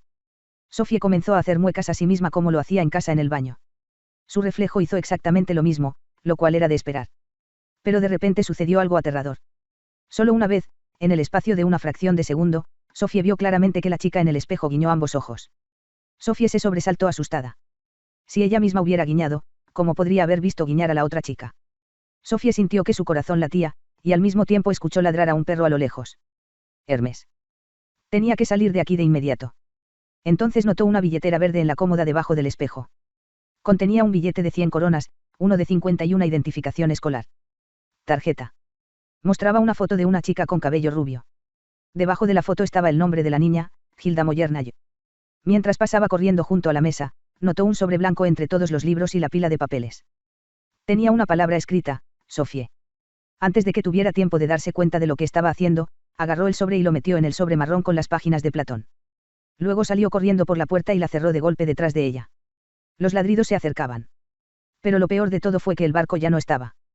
Con el sobre grande en la mano, se zambulló entre los arbustos detrás de la cabaña. Pronto tuvo que vadear terreno pantanoso, hundiéndose varias veces muy por encima de sus tobillos. ¿Cómo podía haber sido tan estúpida? El profesor de filosofía probablemente ya había llegado al lago. Necesitaría el barco para llegar a casa. Sofía se sintió casi como una criminal. Pero ella no lo había hecho a propósito. Sofía sacó la nota del sobre. Decía, ¿qué fue primero, el pollo o el pollo ideal? Nacemos con ideas innatas. ¿Cuál es la diferencia entre una planta, un animal y un ser humano? ¿Por qué llueve? ¿Qué se necesita para vivir una buena vida? Cuando finalmente vio el seto después de correr tanto por el bosque, fue como nadar hasta la orilla después de un naufragio. Su madre estaba hablando por teléfono cuando ella entró. ¿Dónde diablos has estado? Explicó que se había levantado muy temprano y había ido a dar un paseo por el bosque. Le contó a su madre sobre la cabaña y el bote, y sobre el espejo misterioso. Pero no mencionó nada sobre el curso secreto por correspondencia. Su madre abrazó a Sofía y Sofía supo que ahora su madre le creía. Y realmente fuiste hasta la cabaña del mayor, dijo su madre pensativa. Pero no lo es. Hay un filósofo viviendo allí ahora. Oh, detente, no empieces a fantasear de nuevo. Estaba segura de que el profesor de filosofía no le deseaba ningún mal y que sin duda la perdonaría si supiera que había estado en su cabaña. Pero ella había roto un acuerdo. Sofía sacó su papel de carta rosa y comenzó a escribir. Solo quería decir que lo siento por ser desobediente. Traté de llevar el bote completamente a la orilla pero obviamente no era lo suficientemente fuerte. Lamento decir que no pude resistir la tentación de tomar el sobre que estaba sobre la mesa. No fue porque quisiera robar nada, pero como mi nombre estaba en él, pensé en mi confusión que me pertenecía. PPD. El espejo con el marco de latón sobre la cómoda blanca, ¿es un espejo ordinario o un espejo mágico? Sophis intenta responder las preguntas. El diablo encuentra trabajo para las manos ociosas. La madre de Sofía le preguntó cómo quería celebrar su 15º cumpleaños. Faltaban solo unas pocas semanas. Aristóteles. En él estaba escrito. Querida señorita Sluzo, para ser más exactos, señorita ladrón. El caso ya fue entregado a la policía. ¿Realmente no? No, no estoy enojado. Si eres igual de curioso cuando se trata de descubrir respuestas a los enigmas de la filosofía, diría que tu aventura fue muy prometedora.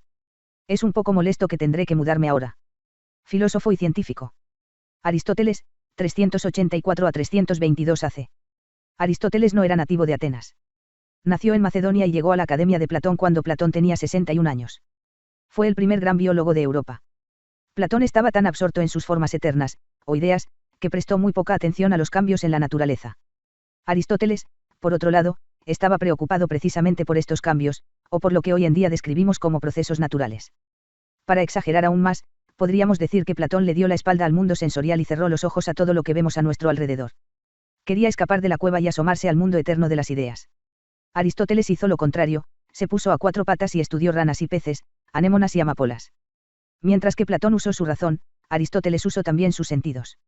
La importancia de Aristóteles en la cultura europea se debe sobre todo al hecho de que creó la terminología que utilizan los científicos en la actualidad.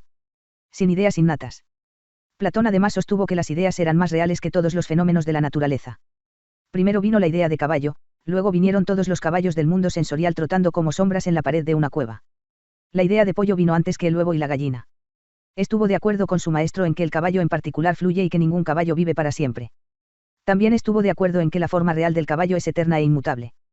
Pero el caballo idea era simplemente un concepto que los humanos nos habíamos formado después de ver un cierto número de caballos. El caballo de la idea o de la forma no tenía existencia propia.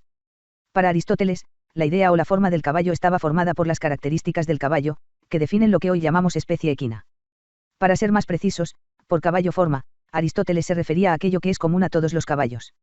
Y aquí la metáfora del molde de pan de jengibre no se sostiene porque el molde existe independientemente de las galletas de jengibre en particular.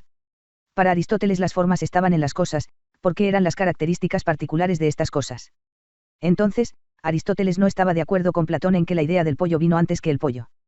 Lo que Aristóteles llamó el pollo de forma está presente en cada uno de los pollos como el conjunto de características particulares del pollo, por un lado, que pone huevos.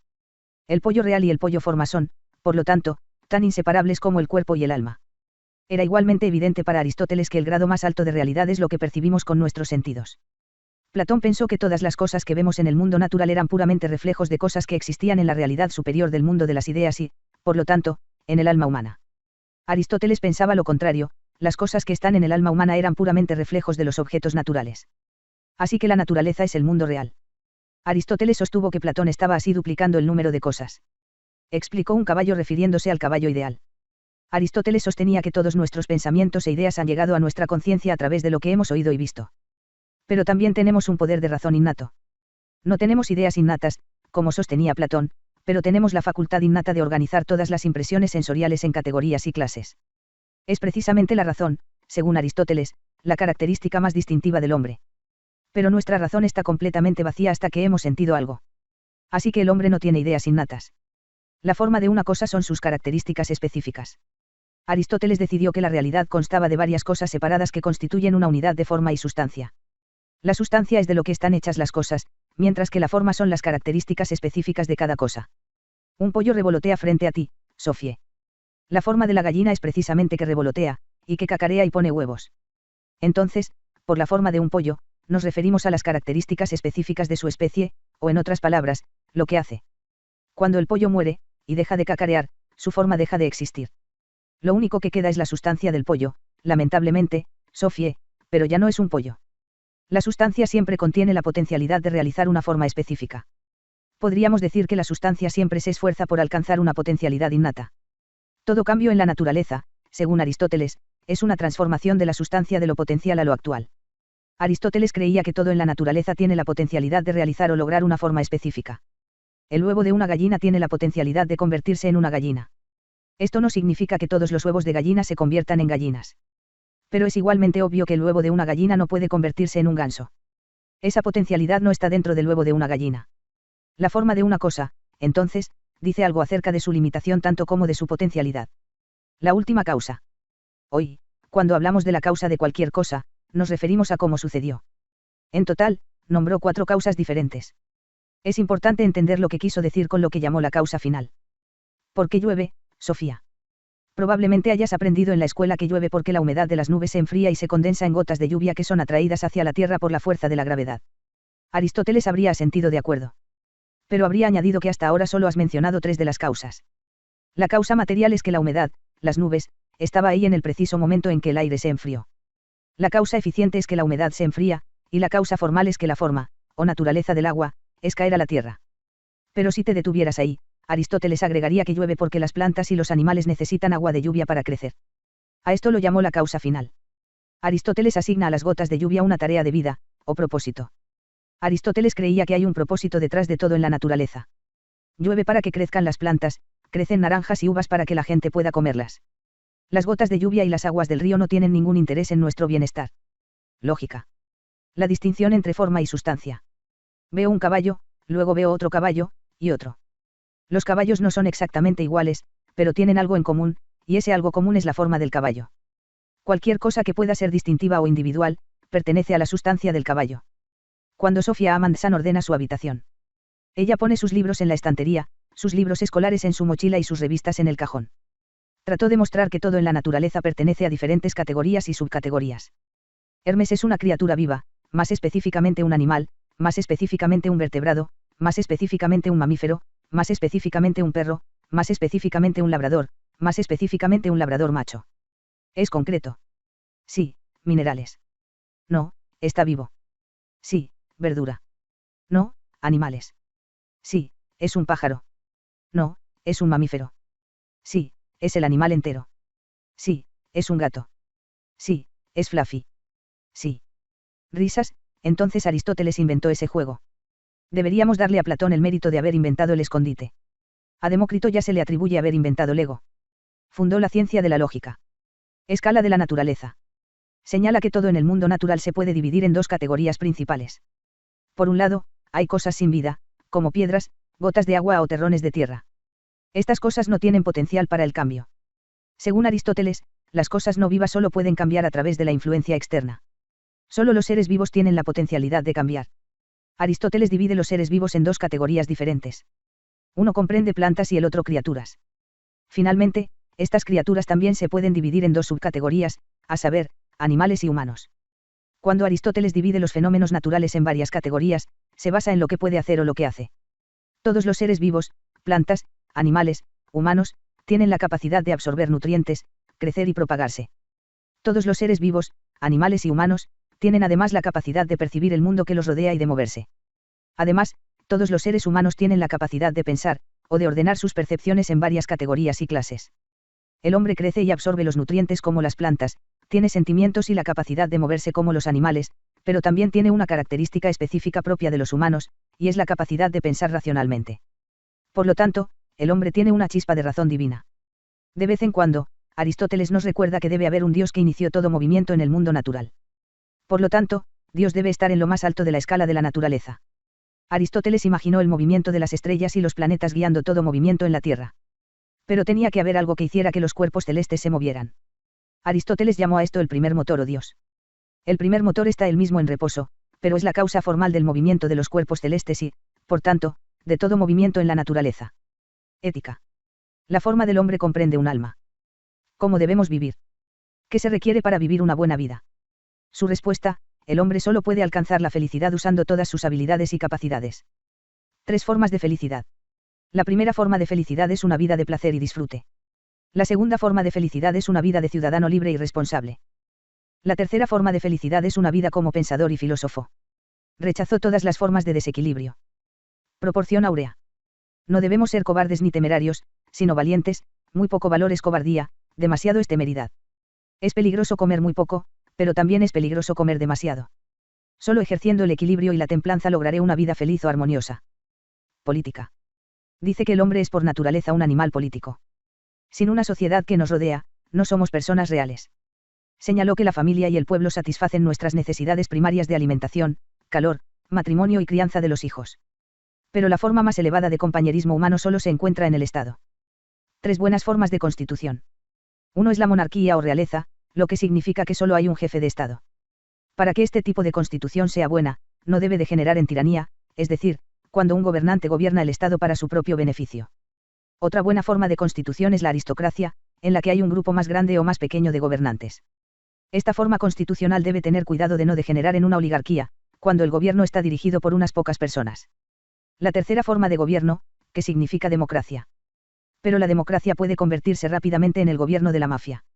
Incluso si el tiránico Hitler no se hubiera convertido en jefe de Estado en Alemania, todos los nazis menores podrían haber formado un gobierno de mafia aterrador. Opiniones sobre las mujeres. Una mujer era un hombre inacabado. En la reproducción, la mujer es pasiva y receptiva mientras que el hombre es activo y productivo, porque el niño hereda solo las características masculinas, afirmó Aristóteles. Él creía que todas las características del niño estaban completas en el esperma masculino. La mujer era la tierra, que recibía y producía la semilla, mientras que el hombre era el sembrador. En lenguaje aristotélico, el hombre aporta la forma y la mujer aporta la sustancia. Muestra lo mal que pueden ir las cosas cuando se permite a los hombres reinar supremos en los campos de la filosofía y la ciencia. El punto de vista erróneo de Aristóteles dominó a lo largo de la Edad Media. La Iglesia heredó así una visión de la mujer que no tiene ningún fundamento en la Biblia. Jesús ciertamente no odiaba a las mujeres. De ahora en adelante las cosas se mantendrían ordenadas. Y no solo se refería a su habitación. Después de leer a Aristóteles, se dio cuenta de que era igualmente importante mantener ordenadas sus ideas. La gente vive en este planeta para que alguien pueda andar poniendo nombre a todo. Un humano es un animal pensante. Si no piensas, no eres realmente un ser humano.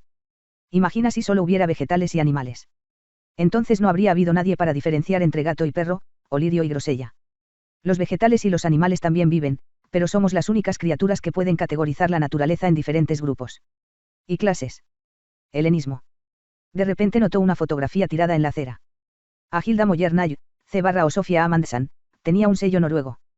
La tarjeta decía: querida Hilda, supongo que todavía estás celebrando tu cumpleaños número 15. P. Mamá dijo que habías perdido tu billetera. Por la presente prometo reembolsarle las 150 coronas. Probablemente podrá obtener otra identificación escolar. Antes de que cierren por las vacaciones de verano. Amor de papá. Sofía se quedó pegada al lugar. Cuando se envió el matasellos de la tarjeta anterior.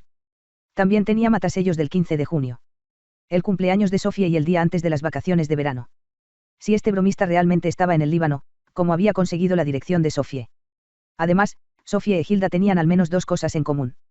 Si el cumpleaños de Hilda fue el 15 de junio, ambos nacieron el mismo día. Y ambos tenían padres que estaban al otro lado del mundo.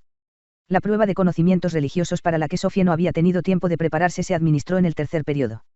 La hoja decía: Filosofía de vida y tolerancia 1. Haz una lista de cosas que podemos saber. Luego haz una lista de cosas en las que solo podemos creer. 2. Indique algunos de los factores que contribuyen a la filosofía de vida de una persona. 3. ¿Qué se entiende por conciencia? ¿Crees que la conciencia es igual para todos? 4. ¿Qué se entiende por prioridad de valores? Respondiendo a las preguntas. Finalmente escribió: personalmente, creo que la filosofía es una materia más importante que la gramática inglesa. Por lo tanto, sería una prioridad sensata de valores tener filosofía en el horario y reducir un poco las lecciones de inglés. Helenismo.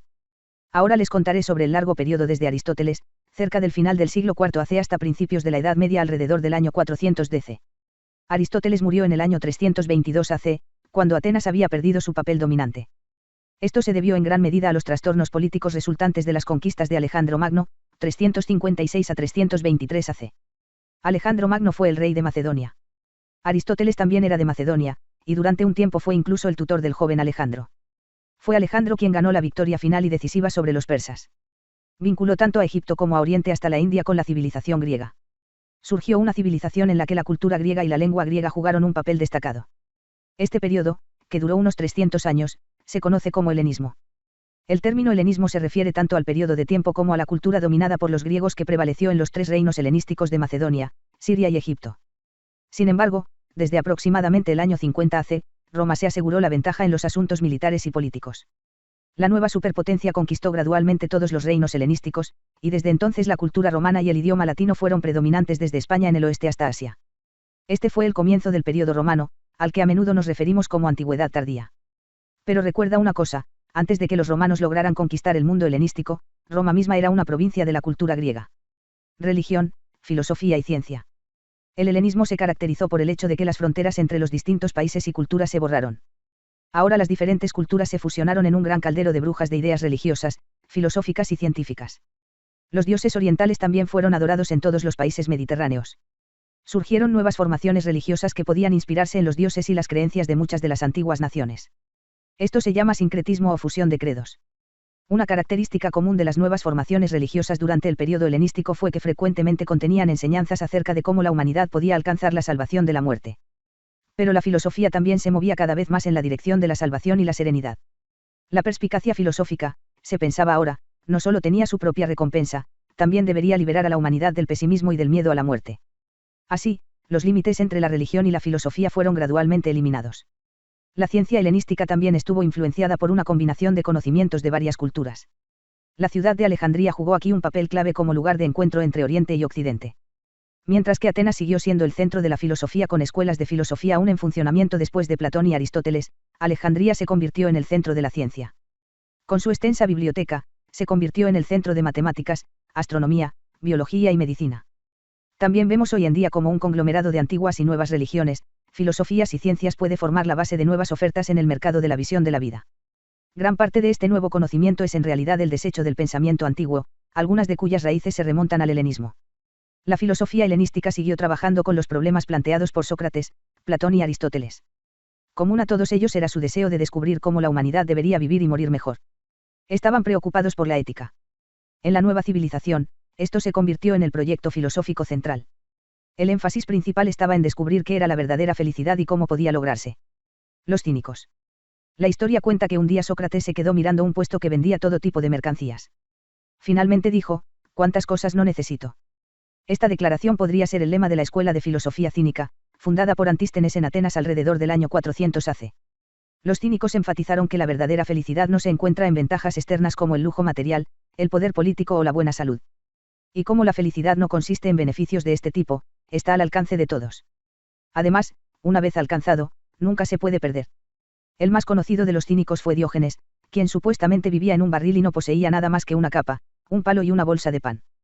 Un día fue visitado por Alejandro Magno. El emperador se paró frente a él y le preguntó si había algo que pudiera hacer por él. ¿Había algo que deseara? Sí, respondió Diógenes. Párate a un lado. Estás bloqueando el sol. Así, Diógenes demostró que no era menos feliz y rico que el gran hombre que le precedía. Tenía todo lo que deseaba. Los cínicos creían que la gente no necesitaba preocuparse por su propia salud. Incluso el sufrimiento y la muerte no deberían perturbarlos. Tampoco deben dejarse atormentar por la preocupación por los males ajenos. Hoy en día, los términos cínico y cinismo han llegado a significar una burlona incredulidad en la sinceridad humana, e implican insensibilidad al sufrimiento de otras personas. Los estoicos.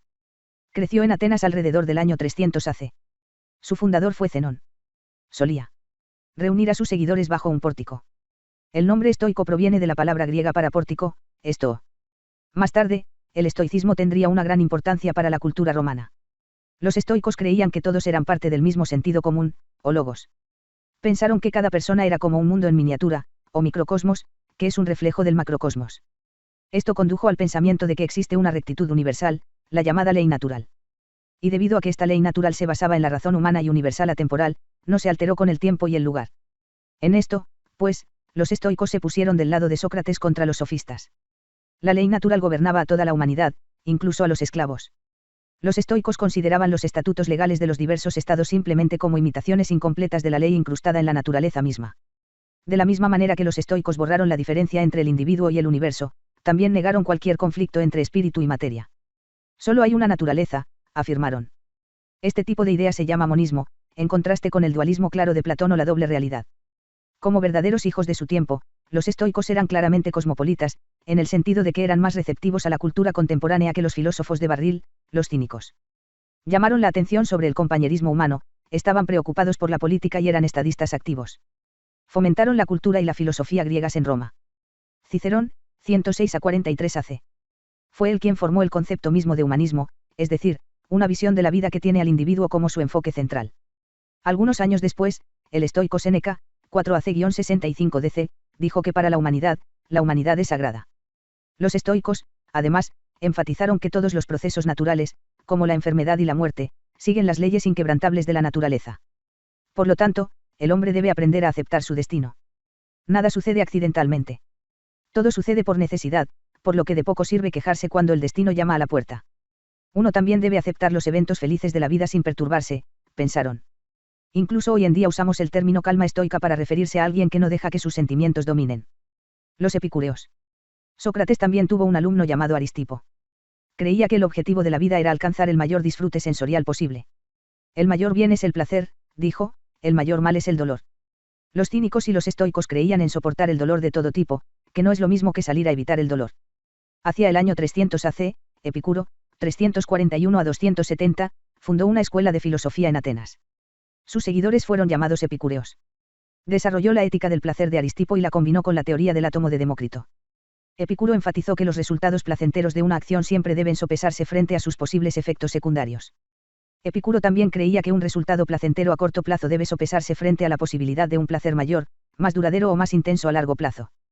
Tal vez te abstengas de comer chocolate durante todo un año porque prefieres ahorrar todo tu dinero de bolsillo y comprar una bicicleta nueva o irte de vacaciones caras al extranjero. Placer no significa necesariamente placer sensual, como comer chocolate, por ejemplo. También cuentan valores como la amistad y el aprecio por el arte. Además, el disfrute de la vida requería los antiguos ideales griegos de autocontrol, templanza y serenidad. Hay que refrenar el deseo, y la serenidad nos ayudará a soportar el dolor. El miedo a los dioses atrajo a mucha gente al jardín de Epicuro. En este sentido, la teoría del átomo de Demócrito fue una cura útil para las supersticiones religiosas. Para vivir una buena vida no es poco importante vencer el miedo a la muerte. Demócrito creía que no había vida después de la muerte porque cuando morimos, los átomos del alma se dispersan en todas direcciones. La muerte no nos concierne, dijo simplemente Epicuro, porque mientras existimos, la muerte no está aquí. Y cuando llega, ya no existimos. Filosofía liberadora con las 4 hierbas medicinales, no hay que temer a los dioses. La muerte no es nada de qué preocuparse. El bien es fácil de alcanzar. El temeroso es fácil de soportar. Los epicúreos mostraron poco o ningún interés por la política y la comunidad. Vive en reclusión. Después de Epicuro, muchos epicúreos desarrollaron un énfasis excesivo en la autocomplacencia. Su lema era vive el momento. La palabra epicúreo se usa en un sentido negativo hoy en día para describir a alguien que vive solo para el placer. Neoplatonismo. Plotino, c. 205 a 270, que estudió filosofía en Alejandría pero luego se instaló en Roma. Plotino trajo consigo a Roma una doctrina de salvación que competiría seriamente con el cristianismo cuando llegara su momento. Distinguía entre el mundo de las ideas y el mundo de los sentidos. Esto significaba establecer una clara división entre el alma y el cuerpo. El hombre se convirtió así en una criatura dual, nuestro cuerpo consistía en tierra y polvo como todo lo demás en el mundo sensorial, pero también teníamos un alma inmortal. Plotino creía que el mundo es un tramo entre dos polos. En un extremo está la luz divina a la que llama el Uno. A veces lo llama Dios. En el otro extremo está la oscuridad absoluta, que no recibe nada de la luz del Uno. Pero el punto de Plotino es que esta oscuridad en realidad no existe. Es simplemente la ausencia de luz, en otras palabras, no lo es. Todo lo que existe es Dios, o el Uno, pero de la misma manera que un rayo de luz se vuelve cada vez más tenue y gradualmente se extingue, hay en algún lugar un punto que el resplandor divino no puede alcanzar. Según Plotino, el alma está iluminada por la luz del Uno, mientras que la materia es la oscuridad que no tiene existencia real. Pero las formas en la naturaleza tienen un débil resplandor del Uno. Imagina ahora que la realidad es una hoguera. Lo que está ardiendo es Dios, y la oscuridad más allá es la materia fría de la que están hechos el hombre y los animales. Lo más cercano a Dios son las ideas eternas que son las formas primarias de todas las criaturas. El alma humana, ante todo, es una chispa del fuego. Sin embargo, en todas partes de la naturaleza brilla algo de la luz divina. Estoy diciendo que hay algo del misterio divino en todo lo que existe. Estamos más cerca de Dios en nuestra propia alma. Solo allí podemos llegar a ser uno con el gran misterio de la vida. En verdad, en muy raros momentos podemos experimentar que nosotros mismos somos ese misterio divino. La doctrina de Plotino se caracteriza por una experiencia de totalidad. Todo es uno, porque todo es Dios. Incluso las sombras en lo más profundo de la caverna de Platón tienen un débil resplandor del Uno. En raras ocasiones en su vida, Plotino experimentó una fusión de su alma con Dios. Usualmente llamamos a esto una experiencia mística. Misticismo. Una experiencia mística es una experiencia de fusión con Dios o el espíritu cósmico. La idea es que lo que solemos llamar yo no es el verdadero yo. En breves vislumbres podemos experimentar una identificación con un yo mayor. Algunos místicos lo llaman Dios. Cuando ocurre la fusión, el místico siente que se está perdiendo, desaparece en Dios o se pierde en Dios. Cuando yo era, Dios no era. Cuando Dios existe, yo ya no existo. El místico puede tener que buscar el camino de la purificación y la iluminación para su encuentro con Dios. Swami Vivekananda, así como ciertas religiones del mundo dicen que las personas que no creen en un Dios personal fuera de ellos mismos son ateos, nosotros decimos que una persona que no cree en sí mismo es ateo. No creer en el esplendor de la propia alma es lo que llamamos ateísmo. Ama a tu prójimo como a ti mismo porque eres tu prójimo. Es una ilusión que te hace pensar que tu prójimo es alguien distinto a ti mismo. Las postales. Mientras caminaban a casa después de la escuela, Johanna exclamó de repente, vamos a acampar. La reacción inmediata de Sophie fue que no podía ausentarse de la casa por mucho tiempo. Pero luego ella dijo, claro, ¿por qué no? Tenían la intención de hacer para Graustop. Pensó que Graustop debía estar bastante cerca de la cabaña del mayor. Pronto estuvieron de pie al borde del pequeño lago. Sofie miró la cabaña al otro lado del agua. Cuando llegaron a la orilla opuesta, Sofie se aseguró de que el bote llegara bien a tierra. Los dos amigos se colaron dentro. Solo tuvieron tiempo de ver que la cabaña estaba desierta antes de que se apagara el fósforo. En realidad, la oscuridad no tiene existencia propia. Es solo falta de luz. Joanna de repente descubrió algo tirado en el piso en la esquina. Era una caja pequeña. Joanna lo recogió. Postales, dijo ella. Todos tienen matasellos del Líbano, descubrió Joanna. Joanna leyó, Hilda Moyernay, C. o Alberto Knox, Lillesand, Noruega. 28 de abril. 4 de mayo. 6 de mayo. 9 de mayo. Fueron sellados hace unos días. Todos los matasellos son noruegos. Cuando habían leído 6 cartas, solo quedaba una. Decía. Pede algún día conocerás a una chica llamada Sofie. Para darles a ambos la oportunidad de conocerse más antes de que se conozcan, he comenzado a enviarle copias de todas las tarjetas que le envío a usted. Espero que pronto empiece a darse cuenta, Hilda. Todavía no sabe más que tú. Tiene una novia llamada Joanna. Tal vez el sitio puede ser de ayuda. Cuando se estampó la última tarjeta. 16 de mayo, dijo. Eso es hoy. Pero, ¿cómo podrían saber que vendríamos aquí en este día en particular? Creo que tiene algo que ver con el espejo de bronce. Debemos llevarnos el espejo con nosotros. Después del desayuno, doblaron la tienda y partieron hacia casa. Sofía llevaba el gran espejo bajo el brazo. Los disparos que escucharon provenían de inocentes fuegos artificiales que celebraban la fiesta nacional. Lo último que hizo Sofía el 17 de mayo fue colgar el gran espejo en la pared de su habitación. 2 culturas. Pensé que regresarías a la cabaña del mayor, por eso dejé todas las tarjetas del padre de Hilda allí. En este capítulo veremos cómo el cristianismo poco a poco comenzó a calar en el mundo grecorromano. Jesús era judío, y los judíos pertenecen a la cultura semítica. Los griegos y los romanos pertenecen a la cultura indoeuropea. La civilización europea tiene sus raíces en ambas culturas. Los indoeuropeos. Por indoeuropeo nos referimos a todas las naciones y culturas que usan lenguas indoeuropeas. La mayoría de las lenguas indias e iraníes pertenecen a la familia de lenguas indoeuropeas. Hace unos 4000 años, los primitivos indoeuropeos vivían en zonas limítrofes con el Mar Negro y el Mar Caspio. Comenzaron a vagar hacia el sudeste hacia Irán e India, hacia el suroeste hacia Grecia, Italia y España, hacia el oeste a través de Europa Central hacia Francia y Gran Bretaña, hacia el noroeste hacia Escandinavia y hacia el norte hacia Europa del Este y Rusia. La cultura de los indoeuropeos estuvo influenciada sobre todo por su creencia en muchos dioses. Esto se llama politeísmo. Ejemplo, los antiguos indios adoraban al dios celestial Dios, que en sánscrito significa cielo, día, cielo/paraíso. En griego, este dios se llama Zeus, en latín, Júpiter, en realidad, Pater, o padre del cielo, y en nórdico antiguo, Tyr. Entonces, los nombres Dios, Zeus, Lovitir son variantes dialectales de la misma palabra. Otra palabra para dios es Deva en sánscrito, Claeva en persa, Deius en latín y Tibur en nórdico antiguo. En tiempos de los vikingos, dioses de la fertilidad, como Njord, Freyr y Freyja. Se hacía referencia a estos dioses con un nombre colectivo especial, Veine, una palabra que está relacionada con el nombre latino de la diosa de la fertilidad, Venus. El sánscrito tiene la palabra relacionada Bambarra, que significa deseo. En las historias de Snorri sobre los dioses nórdicos antiguos, algunos de los mitos son similares a los mitos de la India. Podemos ver estas huellas más claramente en los mitos sobre pociones inmortales y las luchas de los dioses contra los monstruos del caos. Una semejanza típica es la forma en que se ve el mundo como sujeto de un drama en el que las fuerzas del bien y del mal se enfrentan en una lucha implacable. Los indoeuropeos buscaron percepción de la historia del mundo. Incluso podemos rastrear una palabra particular para percepción o conocimiento de una cultura a otra en todo el mundo indoeuropeo. En sánscrito es vidya. La palabra es idéntica a la palabra griega idea, que fue tan importante en la filosofía de Platón. Del latín tenemos la palabra video, pero en suelo romano la palabra simplemente significa ver. Para nosotros, veo puede significar entiendo. En inglés conocemos las palabras sabio y sabiduría, en alemán, wissen, saber. El noruego tiene la palabra viten, que tiene la misma raíz que la palabra india vidya, la idea griega y el video latino. El hinduismo y el budismo son de origen indoeuropeo. Incluso hoy, el hinduismo y el budismo están fuertemente imbuidos de reflexión filosófica. No es raro que encontremos en el hinduismo y el budismo un énfasis en el hecho de que la deidad está presente en todas las cosas, panteísmo, y que el hombre puede llegar a ser uno con Dios a través de la intuición religiosa. Plotino, para lograr esto se requiere la práctica de una profunda autocomunión o meditación. Por lo tanto, en Oriente, la pasividad y la reclusión pueden ser ideales religiosos. En la antigua Grecia, también, había muchas personas que creían en una forma de vida ascética, o religiosamente recluida, para la salvación del alma. De manera similar, la transmigración del alma, o ciclo de renacimiento, es una creencia fundamental en muchas culturas indoeuropeas. Durante más de 2500 años, el fin último de la vida de todos los indios ha sido liberarse del ciclo de renacimiento. Platón también creía en la transmigración del alma. Los semitas pertenecen a una cultura completamente diferente con un idioma completamente diferente. Los semitas se originaron en la península arábiga, pero también emigraron a diferentes partes del mundo. Los judíos vivieron lejos de su hogar por más de 2000 años. Las tres religiones occidentales, el judaísmo, el cristianismo y el islam, comparten un trasfondo semítico.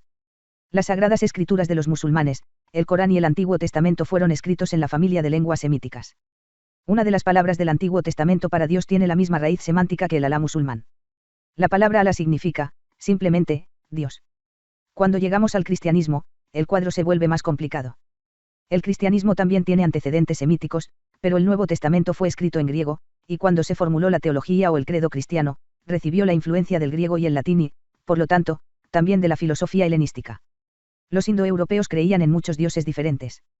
Era igual de característico para los semitas que desde los primeros tiempos estaban unidos en su creencia en un solo Dios.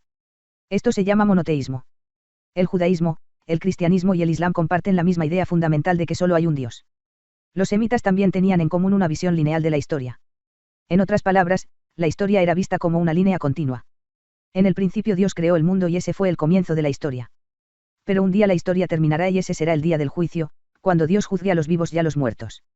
La creencia es que Dios interviene en el curso de la historia, incluso que la historia existe para que Dios pueda manifestar su voluntad en el mundo, así como una vez condujo a Abraham a la tierra prometida, conduce los pasos de la humanidad a través de la historia hasta el día de juicio. Cuando llegue ese día, todo el mal del mundo será destruido. Incluso hoy en día, la ciudad de Jerusalén es un importante centro religioso para judíos, cristianos y musulmanes por igual. La ciudad comprende importantes sinagogas, judías, iglesias, cristianas, y mezquitas, islámicas. Que la ONU algún día logre hacer de Jerusalén un santuario sagrado para las tres religiones. No profundizaremos más en esta parte más práctica de nuestro curso de filosofía por el momento. Lo dejaremos completamente en manos del padre de Gilda. Si está comenzando a haber alguna conexión, así es como debería ser. Dijimos que el más importante de los sentidos para los indoeuropeos era la vista. La importancia de escuchar para las culturas semíticas es igual de interesante. Escucha, oh Israel. En el Antiguo Testamento leemos cómo el pueblo escuchó la palabra del Señor, y los profetas judíos generalmente comenzaban sus sermones con las palabras, así habló Jehová, Dios. El oír la palabra de Dios también se enfatiza en el cristianismo. Las ceremonias religiosas del cristianismo, el judaísmo y el islam se caracterizan por leer en voz alta o recitar. También mencioné que los indoeuropeos siempre hacían representaciones pictóricas o esculturas de sus dioses. Era igual de característico para los semitas que nunca lo hicieran. No se suponía que crearan imágenes o esculturas de Dios o la deidad. El Antiguo Testamento ordena que el pueblo no haga ninguna imagen de Dios. Esto sigue siendo ley hoy en día tanto para el judaísmo como para el islam. Pero las iglesias cristianas están llenas de imágenes de Jesús y Dios. Este es solo un ejemplo de cómo la cristiandad fue influenciada por el mundo grecorromano. En la iglesia ortodoxa griega, es decir, en Grecia y en Rusia, las imágenes talladas, o esculturas y crucifijos, de historias bíblicas todavía están prohibidas. En contraste con las grandes religiones de Oriente, las tres religiones occidentales enfatizan que existe una distancia entre Dios y su creación. El propósito no es liberarse del ciclo de renacimiento, sino redimirse del pecado y la culpa. Además, la vida religiosa se caracteriza más por la oración, los sermones y el estudio de las escrituras que por la autocomunión y la meditación.